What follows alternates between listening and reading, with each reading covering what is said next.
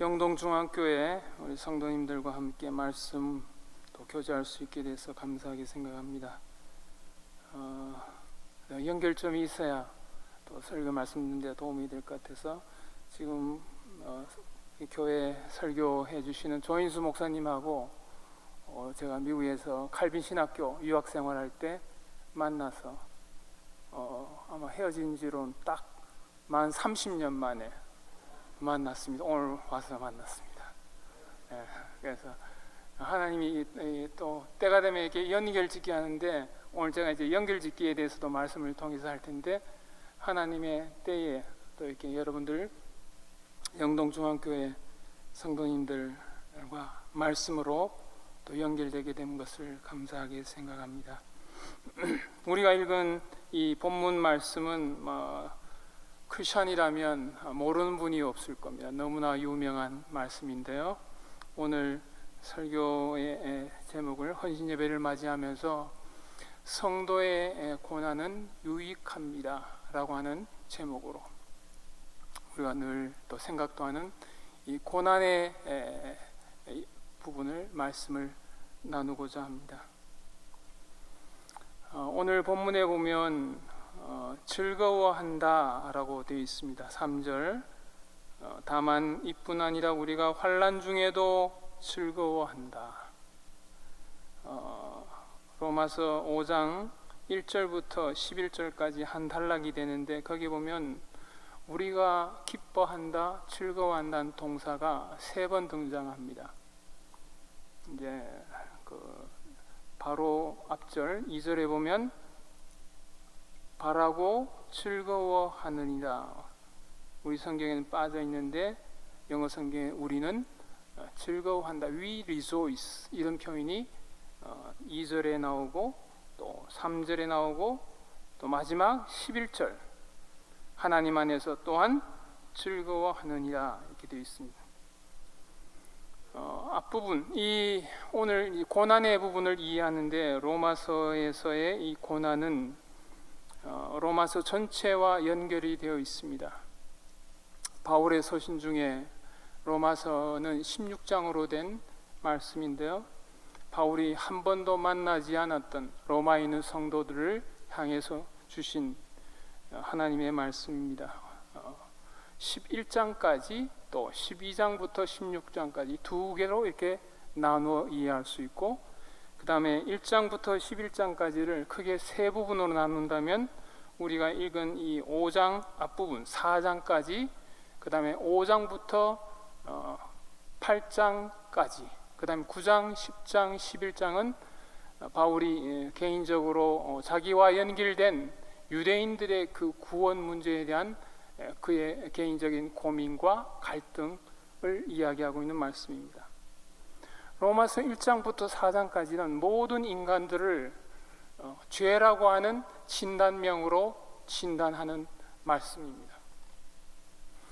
세상의 그 어느 곳에서도 모든 인간을 죄라고 하는 진단으로 진단하고 또한 확인하는 말씀은 성경 말씀밖에 없습니다.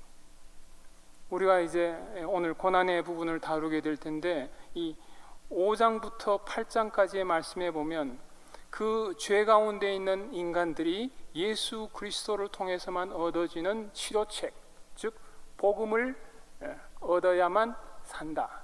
거기에는 유대인이나 헬라인이나 남자나 여자나 누구나 다 복음 안에 들어올 수 있다라고 하는 처방을 내리고 있는 것이 1장부터 4장까지의 내용입니다. 5장부터는 구원을 얻은 하나님의 백성들이 여전히 죄 가운데서 씨름하면서 마지막 종말의 날, 개인의 종말과 우주적인 종말의 날을 앞두고 거기에 끼어있는 이 인간의 모습과 또 그 중에서 죄와 씨름하면서 겪는 인간의 실존적인 문제, 특별히 환난과 고난에 대한 이야기를 5장에서 잠시 꺼냅니다. 그리고 쭉 이 죄와 씨름하는 그리스도인의 모습을 이야기한 다음에 8장에 가면 이 개인적인 고난의 부분뿐만 아니라 이 고난이 온 피조물과 연결된다는 것을 본격적으로 8장에 가면 이야기를 합니다. 나중에 제가 그 부분을 다시 한번 말씀을 드리겠습니다. 자, 성도도 이 땅에 살면서 고난을 겪습니다. 성경을 보면 고난에 대한 말씀이 없는 말씀이 딱 있는데 창세기 1장과 2장에는 고난의 기록이 없습니다. 즉 죄를 범하기 전에 인간은 고난을 경험하지 않는 상태에 있었어요. 그러나 죄가 이 땅에 들어온 이후로 창세기 3장부터 요한계시록 마지막까지 모든 삶의 역사는 고난과 연결이 되어 있습니다. 예수를 믿는 사람도 고난을 당하고 예수 안 믿는 사람도 이 땅을 살며 고난을 당합니다. 종종 예수 믿는 분들 가운데 오해하는 분들이 계셔요. 예수를 믿고 나면 어려운 일은 없다. 고난이 있는 거 보니까 뭔가 문제가 있구나. 또는 죄를 지었구나 이렇게 생각하는데 그런 경우도 간혹 있지만은 많은 경우에 고난은 보편적입니다. 이 땅에 우리가 살면 함께 고난을 당하게 되어 있습니다. 같이 늙어가고 같이 아이를 키우다 보면 예수 믿는 집의 아이도 말을 듣지 않고 부모를 힘들게 합니다. 문제는 그 고난이 과연 어떤 의미가 있는가에 대한 해석이 믿는 사람과 믿지 않는 사람이 다르다라고 하는 사실이죠.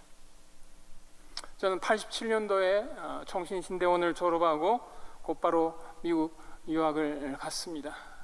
전혀 생각지도 않았고 준비도 하지 않았던 분야로 공부하게 됐는데 그것이 목회 상담학이었습니다. 원래는 제가 신약학을 전공하려고 신대원에서 공부를 했습니다. 전 목사의 아들로 자라났는데 신학 공부할 거라고는 생각도 하지 않았고 그래서 대학도 제가 원하지는 않았지만은 일반 공대를 졸업했습니다. 기계공학 공부했는데 자, 목회 상담학이 뭔가 공부를 하면서 지금까지도 이제 목회 상담을 가르치기도 하고 실제 상담 현장에서 내담자들을 만나서 이야기를 듣는데 목회 상담이 일반 상담 또는 더 나아가서 기독교 상담과 또 구별되는 특성이 있다면 목회 상담은 사람들의 이야기 또는 내담자의 이야기를 기독교 신학적인 관점에서 보고 해석하고 이해하고 진단하고 처방할 수 있는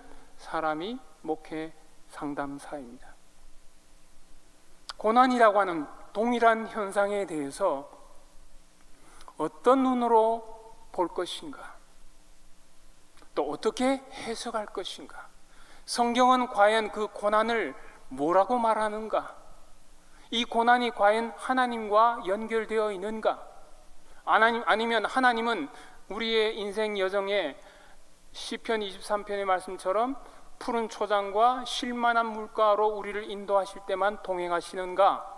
아니면 사망의 음침한 골짜기를 우리가 갈 때도 그분이 과연 거기에 계시는가? 라고 하는 질문입니다. 여기에 여러분들 앉아 계시지만은 여기 앉아 계신 분들 중에 지금까지 인생을 살아오면서 나는 정말 고통스러운 고난의 경험을 한 번도 하지 않았다라고 하는 분은 제가 확신 있게 말할 수 있습니다. 아무도 없을 겁니다.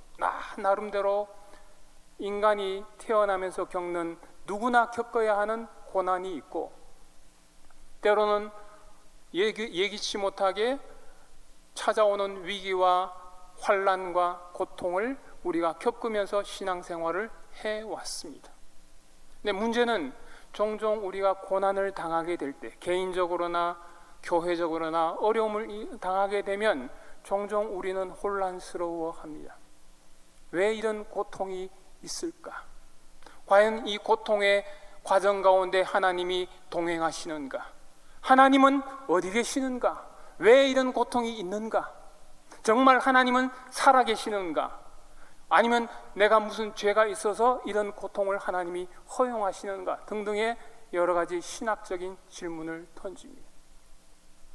이 모든 질문들에 대해서 우리가 다 답을 줄 수 있는 것은 아니지만은 성경이 분명히 말하는 것은 성도에게 고난은 의미가 있고 유익하다고 분명히 말씀합니다.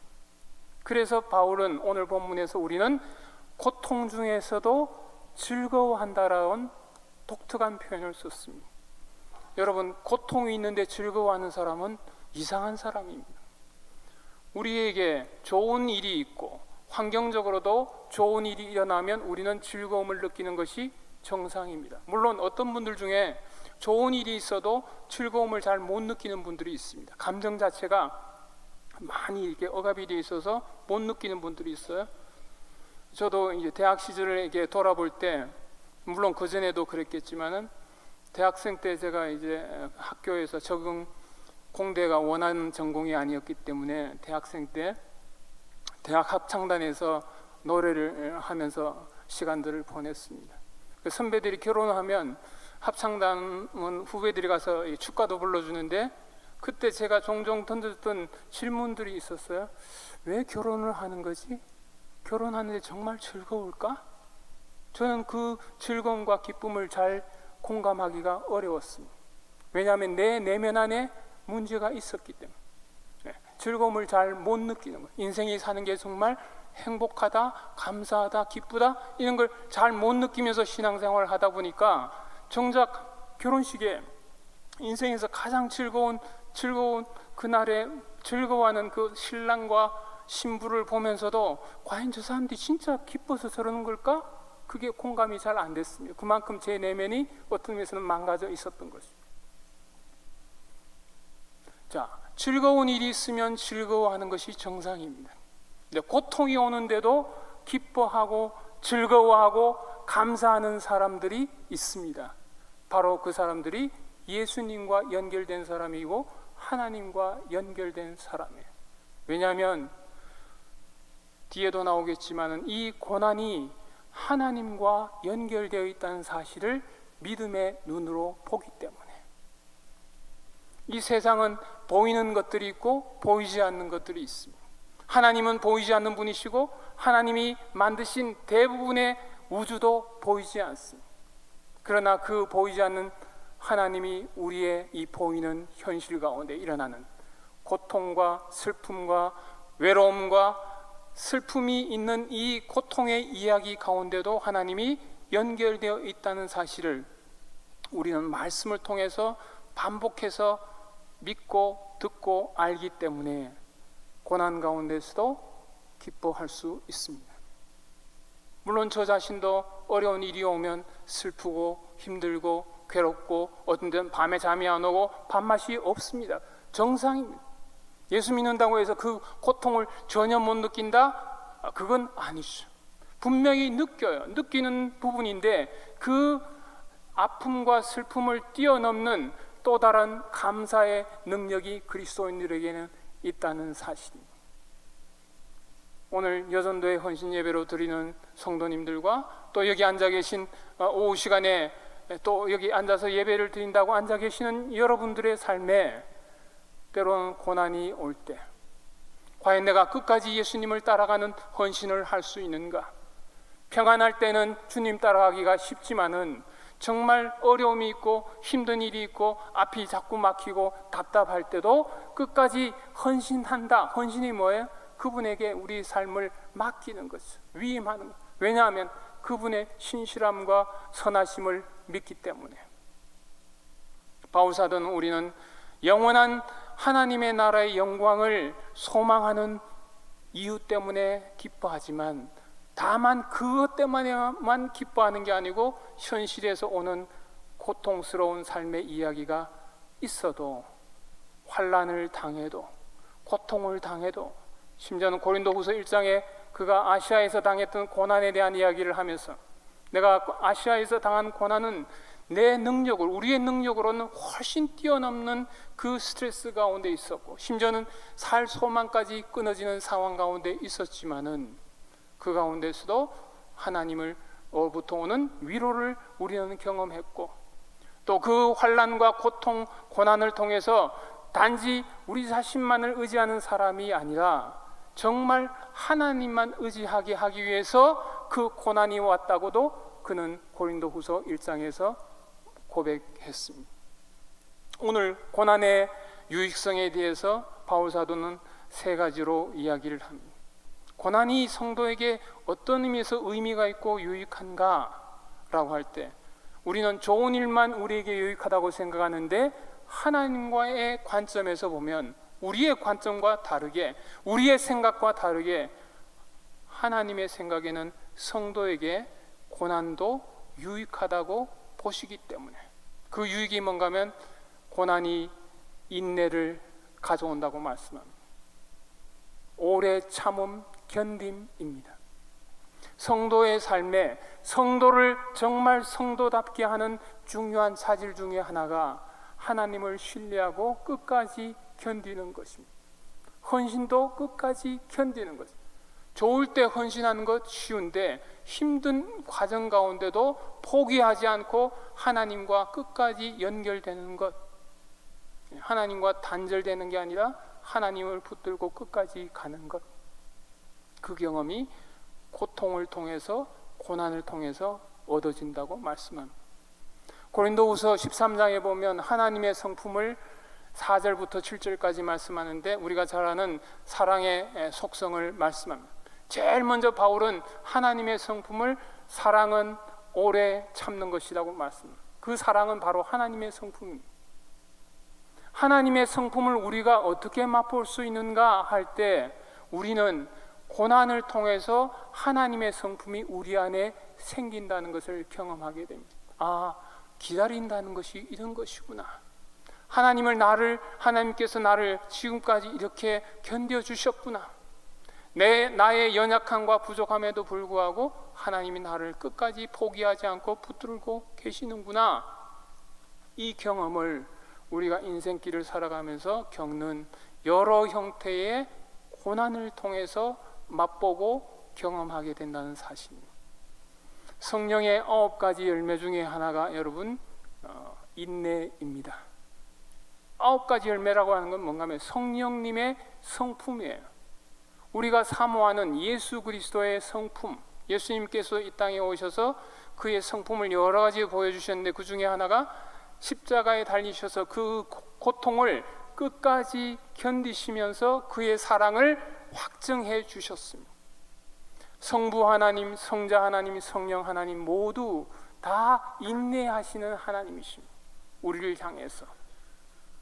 그래서 우리의 경우는 이 하나님의 성품을 맛보고 경험하고 또 우리 안에 그리스도의 장성한 분량을 조금씩 경험할 수 있는 중요한 경험이 고난과 환난의 경험이 그렇게 한다는 것입니다. 여러분, 좋은 일이 있는데 무슨 참을 일이 있겠어요? 여러분의 아이가 늘 말 잘 들어요. 그럼 그 아이를 향해서 여러분이 인내할 필요가 전혀 없습니다. 왜? 그 아이는 너무나 말을 잘 듣기 때문에. 그러나 그 아이가 여러분을 힘들게 할 때 여러분에게는 견뎌야 하는 힘이 생깁니다. 여러분, 우리에게는 이 근육은 처음부터 그냥 생기지 않습니다. 기본적인 근육 외에는 다 그만큼의 저항과 힘이 있어야 근육이 생깁니다. 인내라고 하는 이 믿음의 근육은 고난의 경험을 통해서 하나님이 우리에게 생기게 하십니다. 어린아이들은 고난을 겪으면 안 됩니다. 어떤 의미에서. 왜? 아이들은 겪어낼 수 있는 아직 준비가 안 돼 있기 때문에. 상담하다 보면 너무 어린 때부터 아이들이 거의 트라우마 수준의 고난을 겪은 성장기를 겪은 분들을 종종 만나게 됩니다. 물론 그분들의 삶의 이야기도 하나님의 큰 틀에서 보면 의미가 있지만 일반적으로 말해서는 아이들은 고난을 많이 겪으면 좋지 않습니다. 적절한 수준의 아이가 감당할 수 있는 적절한 좌절은 괜찮은데 지나치게 큰 고난을 아이가 당하게 되면 무너지게 됩니다. 하나님께서도 당신의 백성들을 인도해 가실 때 누구나에게 다 고난을 주지 않습니다. 믿음의 분량에 따라서, 심리적인 성숙에 따라서 우리가 무너지지 않도록 시험을 주셔도 감당할 수 있는 범위에서 고난과 환난과 어려움과 고통을 주십니다. 그래야 우리가 그 고통을 통해서 견디면서 조금씩 맷집도 커지고 견뎌내는 힘도 커지고 믿음도 생기기 때문입니다. 저는 영동중앙교회 잘 모릅니다. 역사에 대해서 잘 모릅니다. 조금 알고 있는 것은 고난을 겪은 교회라는 점. 여러분에게 겪었던 그 고난의 고통의 이야기는 결코 무의미하지 않습니다.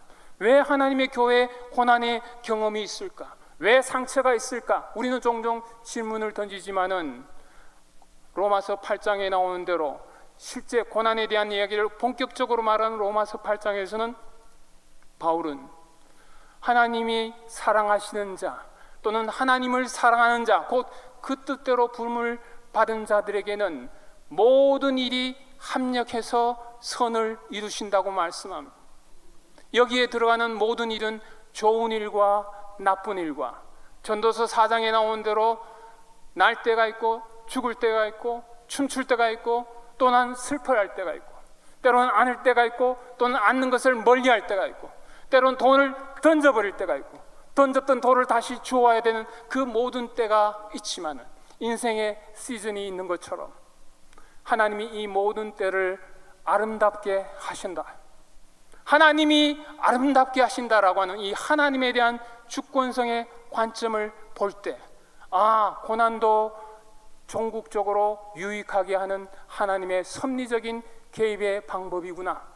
우리의 생각은 항상 좋은 일만 있어야 될 것 같고 하나님의 교회는 항상 평안해야 될 것 같은데, 교회 가운데도 우리의 개인적인 삶에도 원치 않는 풍파가 일어나고 고통의 이야기가 일어나고, 저는 상담 현장에서 늘 듣는 얘기가 그 이야기입니다. 찾아오는 분들이 대부분 그리스도인들이에요. 그분들이 찾아오는 그 모든 이야기들은 양상은 다르지만 다 고난의 이야기예요. 그분들만 특별히 문제가 있어서 그런 것이 아니라 저와 여러분의 삶에 앞서고 뒤서고 하지만은 양상은 다르지만 분량도 다르지만은 고난의 이야기는 우리의 삶이 끝나는 순간까지도 있을 수 있다는 사실을 깨달을 때 놀라지 않고 하나님의 그 살아계심을 여전히 신뢰하고 기다리고 견디고 하다 보면 우리에게 이전보다 더 믿음의 내용이 생긴다는 것. 오늘 이 본문의 말씀은 야고보서의 말씀과도 매우 비슷한 면이 많습니다. 야고보서 1장에 보면 이 로마서의 말씀과 연결되어서 야고보서 1장의 말씀에 1절에 보면, 2절에 보면 내 형제들아 너희가 여러 가지 시험을 당하거든 온전히 기쁘게 여기라. 여기 여러 가지 시험이 고난의 이야기입니다. 왜냐하면 이는 너희 믿음의 시련이 인내를 만들어내는 줄 너희가 알미니라. 오늘 본문에도 보면 이 안다라고 하는 동사가 나옵니다. 그리스도인들은 적어도 아는 사람입니다.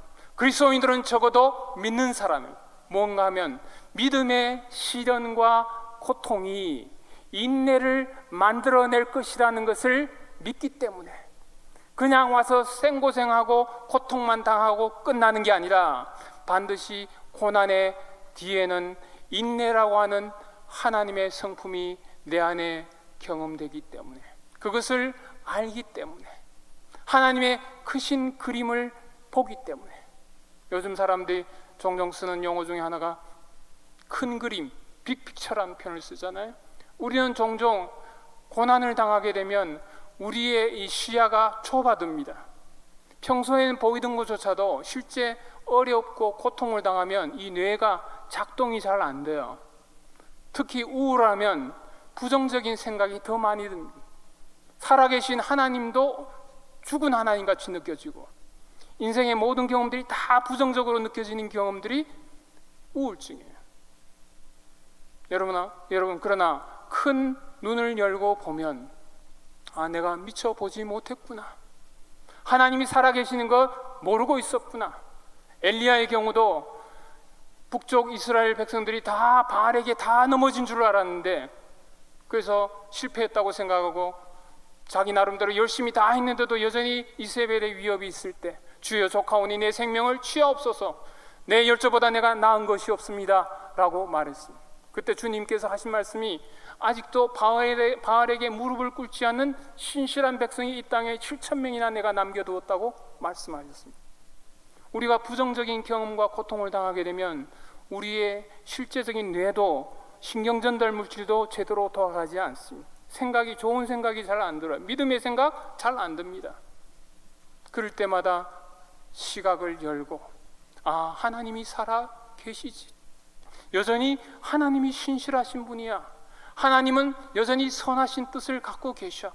심지어 내가 하는 실수와 심지어는 내가 저지른 죄조차도 하나님께서는 그것을 빚으셔서 결국 아름다운 작품을 만들어내시고 선한 열매를 만들어내실 것이라는 것을 믿고 아는 믿음을 갖게 되면 고난이 와도 너무 당황하지 않고 너무 좌절하거나 낙심하거나 절망하지 않을 수 있다는 점. 또한 이 인내가 다음에 보면 연단을 가져온다는 사실을 알기 때문에 즐거워한다고 말합니다. 이 인내하다 보면 생겨나는 결과가 뭔가 하면 연단이라고 번역이 됐는데 영어 성경 NIV 성경에 보면 이것을 품성, 성격으로 번역했습니다. 캐릭터. 우리 모두 인간들은 다 나름대로의 성품과 성격을 갖고 있습니다. 이 성품 안에는 부모로부터 물려받은 유전적인 요인도 있고 아담과 하와로부터 물려받은 죄성도 있고 또 개인적인 독특한 하나님이 주신 은사와 독특한 캐릭터가 있습니다. 근데 이 캐릭터가 사실은 예수를 믿어도 잘 변하지 않을 때가 많습니다. 예수님을 믿기는 믿는데 10년이 가도 20년이 가도 옛 성품, 내가 여전히 자기가 주인이 되었던 그 옛 성품이 변하지 않은 채 계속 씨름하는 성도들이 꽤 많이 있습니다. 상담에서 내담자들이 오면 보는 관점 중에 하나가 성격 장애라고 하는 렌즈입니다. 이 사람이 성인기가 지난 분들이 오면 이 사람이 어떤 부분에서 어려움이 있는가 라고 할 때 여러 부분을 보게 되는데 그 중에 하나가 배제할 수 없는 부분 중에 하나가 성격장애, 인격장애라고 하는 영역입니다. 생각과 정서와 그 다음에 충동조절 능력과 그 다음에 그 사람의 대인관계를 보면 이 네 가지 영역이 주로 성격장애를 진단하는 중요한 영역이고, 예수를 믿어도 대인관계가 반복적으로 어려운 분들 있습니다. 자기가 힘들어하기도 하고 남들을 힘들게 하기도 하고 예수를 믿어도 잘 바뀌지 않는 특성. 그래서 상담에서는 일반 상담자들은 이 성격장애는 웬만한 시도적 환경에 접촉되어서는 쉽게 잘 바뀌지 않는다라고 알려져 있습니다. 실제 상담해보면 느낍니다. 상담 몇 번 해서 성격장애가 치료되지는 않습니다. 때로는 1년, 2년, 3년의 장기적인 상담과 자기 나름대로의 갈등, 씨름을 통해서 또는 성령과 우리도 말하면 하나님 앞에서 자기를 쳐서 복종시키는 과정이 수반되어야 조금씩 변하는 과정이 성격장애 영역입니다. 어떤 분들은 굉장히 자기중심적이고 모든 일이 자기가 다 최고인 줄 알고 다른 사람을 잘 공감도 못하고 공감하는 척 하긴 하는데 자기가 모든 것을 다 판단하는 그런 분들이 예수를 믿어도 있습니다. 그런데 이런 분들이 그래도 변화하고 치료되는 좋은 환경인데 그 환경이 뭔가 하면 고난이라고 하는 환경입니다. 상담학적으로 말한다면 좋은 치료적인 경험을 하면 성격장애가 조금씩 치료가 됩니다. 어릴 때 상처를 너무 심하게 받아도 좋은 대상적인 경험을 하고 공감도 잘 해주고 품어주고 경청해주고 사랑해주면 조금씩 변합니다. 근데 그런 면만 아니라 성인기를 거친 그리스도인들에게 때로는 필요한, 특히 자기중심적인 분들의 경우는 공감도 필요하지만은 상당한 기간의 고통의 경험이 수반될 때 그분이 변화하기 시작합니다. 자기 힘으로 사는 줄 알았는데, 내가 똑똑한 줄 알았는데, 정말 잘 되는 줄 알았는데 하나님이 고난의 현장에 넣으셔서 광야에 들어가게 하셔서 광야 학교를 통과하게 하면서 거기서 무릎 꿇게 하시고 눈물이 흐르게 하시고, 전에는 자기가 죄인인 줄도 제대로 잘 몰랐는데 정말 내가 부족한 사람 맞구나, 하나님 앞에서 정말 별 것 없는 사람이 맞구나 하는 것을 고난을 당할 때 비로소 성도들이 경험하게 되고, 전에는 힘든 일을 겪는 성도들을 봐도 별로 아픔도 못 느끼고 자기만 행복하고 자기만 신앙생활을 잘하면 되는 줄 알고 살았는데, 고난을 겪으면서 그 경험을 알게 되는 거예요. 지난주에 대전의 새로남교회 어느 성도 한 분이 제 학교에 우편함에다가 편지를 보냈어요. 이게 뭔가 싶어서 읽어보니까 그분이 나름대로 고민하면서 쓴 글을 여러분들한테 보내면서 저한테도 보냈더라. 그 이야기가 주로 내용이 어떤 내용인가 하면, 이분의 그 이야기는 북한에 있는 성도들 뿐만 아니라 북한의 백성들의 그 참혹한 인권 말살과 같은 그 환경에 지금 수십 년째, 70년이 넘도록 지나고 있는 이 환경이 있는데도 불구하고 한국 교회가 전반적으로 북한에 있는 성도들의 그 고통, 노예와 같은 상태에 있는 그 상태에 대해서 공감하지 못하고 기도하지 못하고 적극적으로 강도 만난 자를 돕지 못하고 있는 것 같은 이 현실에 대해서 가슴 아파하면서 보낸 거예요. 제가 읽어보면서도 저도 부끄러워졌습니다. 나는 과연 북한에 있는 성도들을 위해서 기도한다고 하지만은 과연 그들의 아픔과 그들의 실존적인 고통에 대해서 나는 정말 얼마나 공감하고 있는가? 내 살기 바빠서, 내가 맡은 일 하기 바빠서 그냥 지내고 있지 않는가?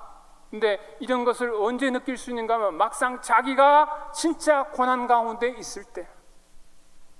제가 몇 년 전에 금강산 갈 수 있는 기회가 여전히 열려 있을 때 한번 그쪽으로 가본 적이 있습니다. 학교 교수님들하고 올라가는데 휴전선을 딱 넘어가는데 그냥 그 산하를 보는데 뭐 저절로 눈에서 막 눈물이 퍽. 야, 이 땅에 사는 사람들 과연 어떻게 숨쉬고 살까? 그게 느껴지는 거예요.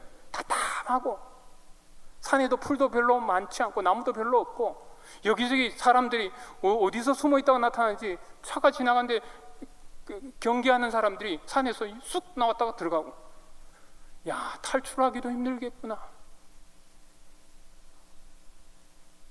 그들은 70년 이상 고통 가운데 있는데 우리는 평안한 가운데 지내면서 형제들의, 동족들의 아픔을 과연 우리가 얼마나 고통하고 있는가?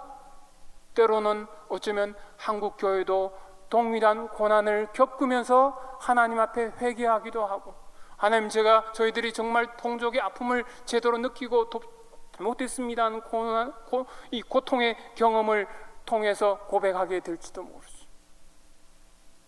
품성이 인내하면서 생겨나는, 견디고 하나님이 언젠가는 응답하시겠지, 하나님이 언젠가는 아름다운 작품으로 이루시겠지 견디다 보면, 특히 성격장애 중요한 영역 중에 하나가 충동을 조절하는 힘인데요. 전에는 욱하고 마음대로 화내고 그냥 불평하고, 광야 이스라엘 백성들처럼 조금만 먹을 거 없고 목마르면 그대로 하나님 앞에 불평하고 들이대고 했던 그 사람들이 시간이 가면서, 아, 하나님이 뜻이 있어서 우리를 여기서 고난당하게 하는구나 라고 하는 것을 알면서 조금씩 절제할 줄도 알고 금식할 줄도 알고 견딜 줄 아는 그런 성품으로 변해가는 부분이 되는 거죠.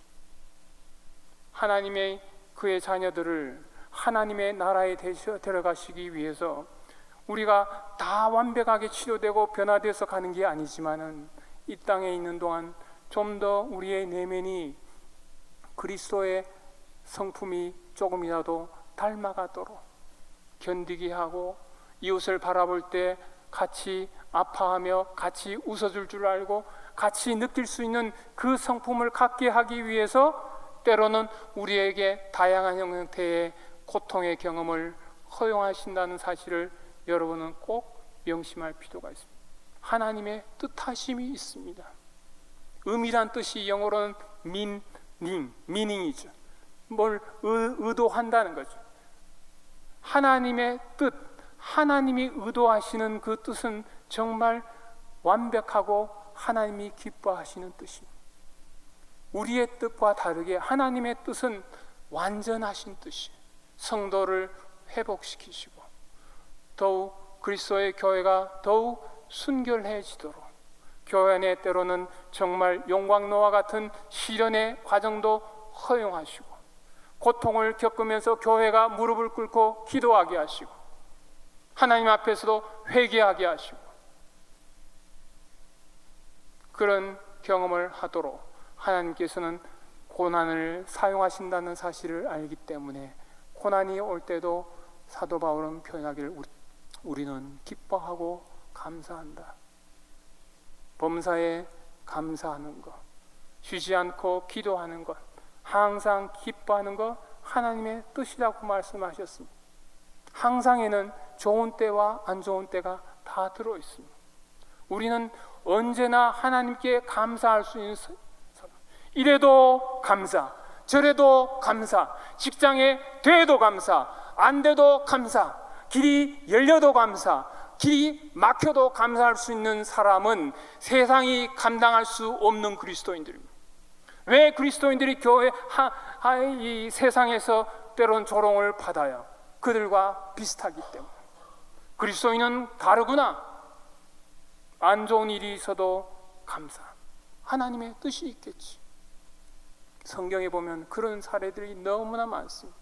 우리가 잘 아는 창세기 후반부에 나오는 요셉의 이야기는 오늘 살아가는 많은 성도들에게 큰 위로와 도전을 줍니다.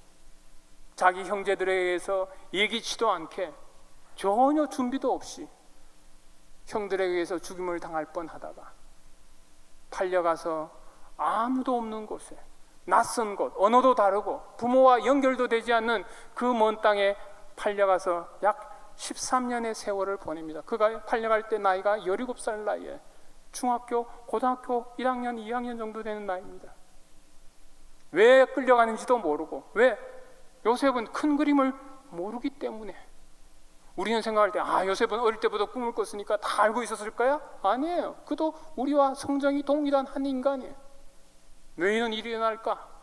기본적으로는 하나님이 자기를 붙들고 동행하신다는 건 알았지만은 너무나 섭섭하고 배신감 느끼고 충격감 느끼고, 그 13년의 세월이 흐르는 동안 주인에게도 배신당하고 옥에 갇혀서 거기서도 언제 빠져나올지 모르는 정말 절망적인 상황 가운데도 하나님이 그에게 무슨 꿈으로 보여주시거나 그의 바로의 꿈을 해석할 때처럼 뭔가 그때 쫙 나타나서 내가 너 뜻이 있어서 그런 거니까 참고 견뎌, 그러면 얼마나 좋겠습니까?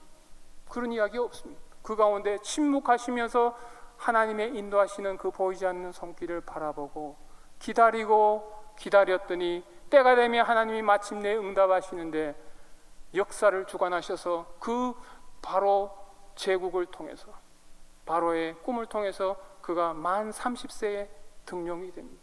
제가 신학대학원 다닐 때, 지금은 소천하셨지만 김희보 구약학 교수님이셨어요. 그분의 강의 중에 제가 잊혀지지 않는 강의 내용이 있어요.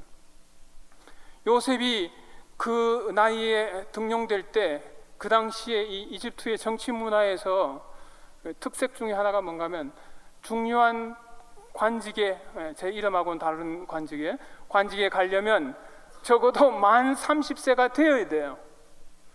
바로가 그를 스카우트해서 쓰려고 해도 만 29세가 되거나 28세가 되면 등록이 안 돼요. 법적으로 안 된다고요. 저도 이제 학교에 보직일을 하다 보니까 정말 법과 규정이란 게 너무 중요하구나 절실히 깨닫습니다. 규정이 조금이라도 어떻게 있으면 누구도 손 못 댑니다. 왕이라 하더라도 왕이 일단 규정이 있으면 그 규정을 왕도 지켜야 돼요. 근데 하나님께서 놀랍게 그가 만 30세 되던 해에 그 꿈을 통해서 그를 일으키십니다. 거름더미와 같은 그곳에서 그를 애굽의 제2인자로 세우시고, 마침내 때가 되면 그의 형제들과 만나게 하시고 아버지와 만나는 그 장면에서 여러 가지 과정을 겪지만은 마지막에 요셉이 그의 형들에게 한 이야기가 있습니다. 형들이 나를 여기 팔았다고 두려워하지 마소서. 형들이 나를 여기 판 게 아니고 하나님이 나를 먼저 앞서 보내셨다고. 하나님이 계획이 있어서 나를 보내신 것이 형들이 나를 여기 판 게 아니에요. 똑같은 스토리인데, 고난의 스토리인데 그 스토리를 하나님의 관점에서 해석하니까 형들이 어떤 의미에서는 고마운 대상이에요. 형들이 팔아줬기 때문에 어떤 면에서 자기 인생만 아니고 민족을 구원하려는 하나님의 큰 계획, 장차 그 애굽 땅에서 수백만의 이스라엘 백성들이 그 김서택 목사님의 설교의 표현으로 말하면 인큐베이터와 같은 그 환경에 고센 땅에 딱 독립적으로 거기서 한 민족이 될 때까지 하나님이 두시고, 마지막에는 또 내보낼 때도 그냥 내보내는 게 아니라 혹독한 고난의 이 현장 가운데서 그들을 밖으로 쫙 밀어내는 거예요. 마치 아기를 품고 있는 엄마가 마지막에 아이를 낳으려면 마지막에 영어로 레이버 해야 되잖아요. 고통을 겪어요.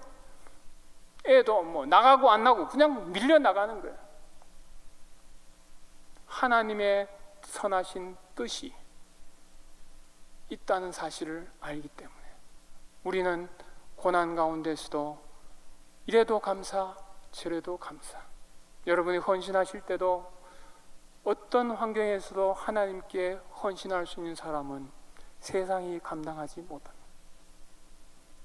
또한 이 고난이 결국에는 소망과 연결된다고 말씀합니다. 고통 가운데 참고 견뎠는데 마지막에 뚜껑을 딱 열고 보니까 아무런 내용도 없는 거예요.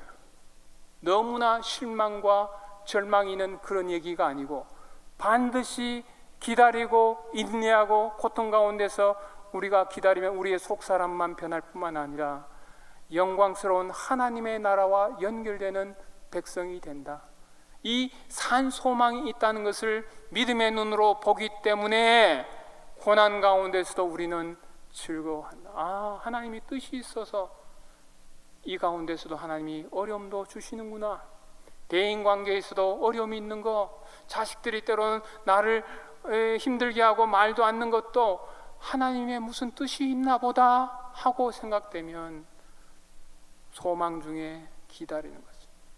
오늘 우리가 읽지 않았는데 5절에 이어서 나오는 말이 참 재미있는 표현입니다. 소망은 우리를 결코 실망시키지 않는다. 여러분, 세상에서 말하는 단순한 희망, 이렇게 됐으면 좋겠어, 그렇게 될 거야, 그게 아니고 하나님의 영원한 약속, 너희들이 참고 기다리고 믿기만 하면 반드시 내가 너희들을 의의 나라로 인도하고 너의 삶은 반드시 의미가 있어, 하나님의 내가 뜻이 있어서 너에게 그런 것을 허용하신 거야 라고 하는, 반드시 하나님이 산 소망으로, 그래서 다른 성경에 보면 이것을 living hope라고 표현합니다. 이 죽은 소망이 아니고 살아있는 소망, 이 소망은 우리를 결코 실망시키거나 좌절시키지 않는다는 사실을 알기 때문에 우리는 고난 가운데서도 그 고난이 의미가 있고 유익하다는 것을 믿고 고백합니다. 지금 우리가 살고 있는 이 대한민국 이 현실은 여러 면에서 소망이 필요합니다. 분명히 많은 사람들의 이야기가 고난의 이야기입니다. 특히 젊은이들 20대, 30대 많은 절망의 이야기들이 있어요. 공부를 해도 직장을 갈 수가 없고, 교사들은 교사들대로 임용고시에 돼도 학교 갈 곳이 별로 없어요.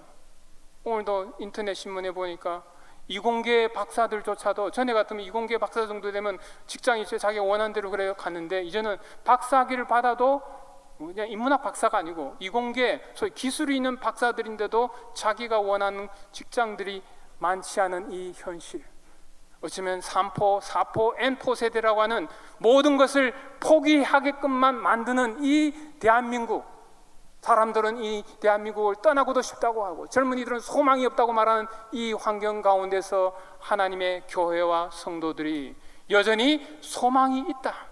이 시대의 이 고난은 분명히 하나님의 무슨 뜻이 있다. 또한 이 고난조차도 하나님께서 빚으셔서 개인적으로나 교회를 새롭게 하시고 성도들을 새롭게 하시는 뜻이 있다고 믿고, 이때는 그냥 견디고 사는 거예요. 목회 상담의 중요한 기능 중에 하나가 여러 가지가 있는데, 그 중에 하나는 버티게 하는 것, 지탱하는 것, 무너지지 않게 하는 것, 최소한 자살하지 않도록 도와주는 것이 목회 상담의 중요한 기능입니다. 하나님이 살아계신다, 숨이라도 쉬어라, 숨이라도 쉬는 거예요. 뭐 다른 특별한 하나님의 일을 한다고 나서지 않아도 그냥 하루하루를 살아내고 버텨내는 것만 해도 하나님의 뜻이다. 그 메시지를 여러분 주변에 있는 자녀들과 배우자와 여러분의 부모님들께, 주변의 형제들과 주변의 이웃들에게, 믿는 자들에게 하나님이 여전히 살아계신다. 고통 가운데서도 하나님이 주의 지팡이와 막대기가 분명히 우리를 위로하시고 안위하신다. 우리의 잔인을 넘치게 하실 하나님이 살아계신다. 그분이 선하시다. 이것을 다시 한번 붙들고 나아감으로써 우리의 헌신을 다시 한번 되새기고 또 주님 앞에 더 가까이 가는 우리 모든 영동중앙교회 성도들이 다 되시기를 주님의 이름으로 축원합니다. 기도하겠습니다.